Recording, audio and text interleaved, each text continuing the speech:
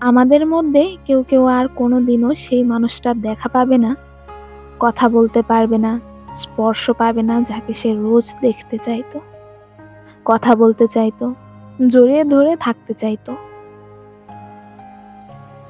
আমাদের মধ্যে কেউ কেউ আর কোনোদিনও খিলখিল করে হাসতে পারবে না, ভালোবাসতে পারবে না, কেউ খুব করে ডাকলেও কাছে আসতে পারবে না। আমাদের মধ্যে কেউ কেউ খুব টুকরো টুকরো হয়ে আছে ভেতর ভেতর, মিছে আলোর আস্তরণে ঢেকে রেখেছে নিজেকে।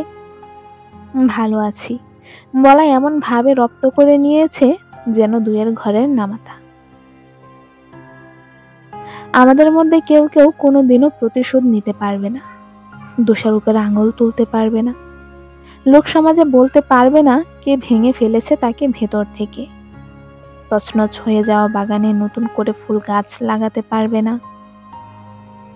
সবাই জানবে না আমাদের গল্প, সবাই বুঝবেও না আমাদের গল্প, তাই জানানোর প্রয়োজনীয়তাও নেই। শুধু নিজেকে বুঝিয়ে নেওয়া ভালো, যে চোখের জলের কোনো নিরাময় নেই সেই চোখে রুমাল ঠেকানোর থেকে রোগটাকে মেনে নেওয়া ঢের ভালো।